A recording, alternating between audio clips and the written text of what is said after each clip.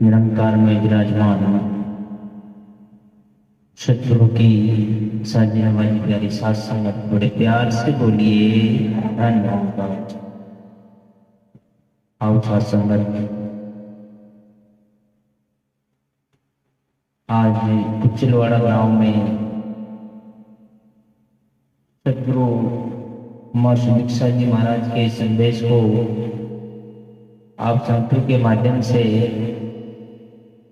आपके चरणों में बैठकर आगे बढ़ाने का जो प्रयास किया जा रहा है, तो सत्संग आप सभी संतों के चरणों में दास कोटि कोटि धन्यवाद करता है कि जहाँ संत होते हैं वहाँ सत्संग का रूप बन जाता है, और जहाँ संत नहीं होते हैं वहाँ सत्संग कभी नहीं हो सकती। तो आओ सत्संग इस गांव में ये महापुरुषों का सहयोग, आप सबका मिलन, स्नेह, प्यार की भावना जो बनी है, उसके लिए सत्संग दास आपका शुक्रगुजार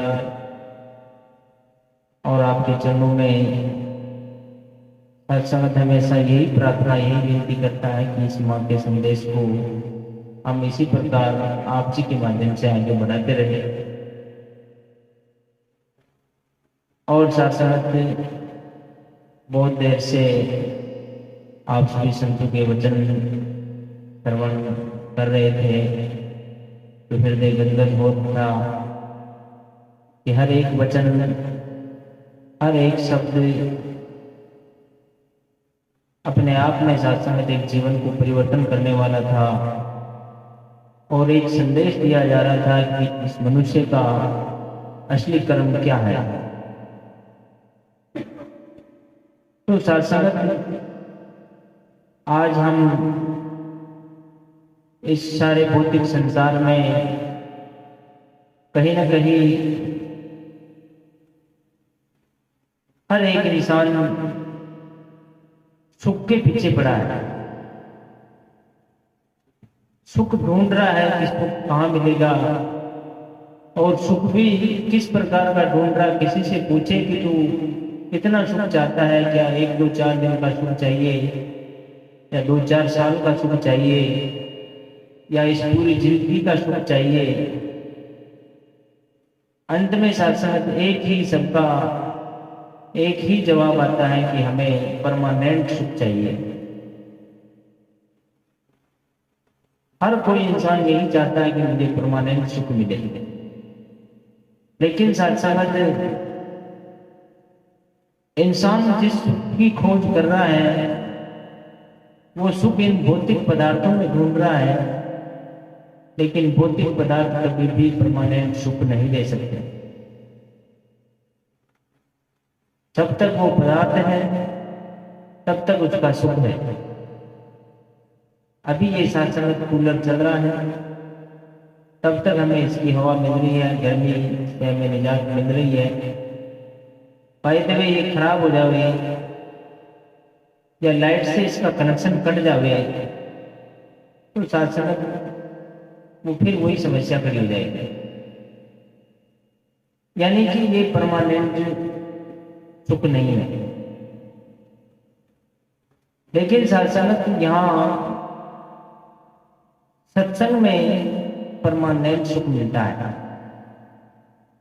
वो कैसे मिलता है कि यहाँ सत्संग में साथ इंसान को अपने आप में संतोष प्रकट करने की शिक्षा दी जाती है। और महात्मा कबीर ने कहा है कि गोधन, गजधन, बाजधन, सब धन धूल समान, जब मिले संतोष धन तो राम रतन धन जाता। कि जब संतोष की प्राप्ति हो जाती है तो साधन अपने आप में सुख ही सुख हो जाता है, एक आनंद की अवस्था बन जाती है। और जब जो इंसान आनंद की अवस्था में आ जाता है, फिर सत्संग आनंद का अब तक के इतिहास में, अब तक के शब्दकोश में आनंद का अपोजिट, आनंद का उल्टा कोई शब्द नहीं है। बाकी शब्द एक दूसरे के विपरीत होते हैं।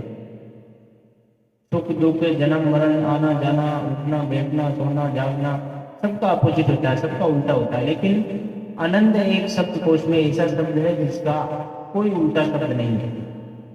जब इंसान उस लेवल में पहुंच जाता है तब साथ संगत एक और हम उदाहरण उठा के देखें कि छाछ भी दूध का ही पहलू है और घी भी दूध का पहलू है। दोनों पदार्थ दूध से ही निकले हैं। लेकिन साथ संगत एक इंसान को छाछ से भोजन कराया जाए और एक इंसान को घी से भोजन कराया जाए और दोनों से बाद में पूछा जाए कि आपको छाछ कैसी लगी या भोजन में कैसा स्वाद आया, तो साथ संगत वो कहेगा कि या छाछ खट्टी थी या मीठी थी। और एक वो घी से भोजन करने वाले को कहेंगे कि भाई साहब जी आपको कैसा स्वाद आया भोजन का। उसने कहा अरे भाई साहब घी से भोजन हो गया और इससे ज्यादा क्या है। तो उसको वो कह नहीं सकता कि घी मीठा था या फीका था। अपने आप में घी की कोई व्याख्या नहीं होती।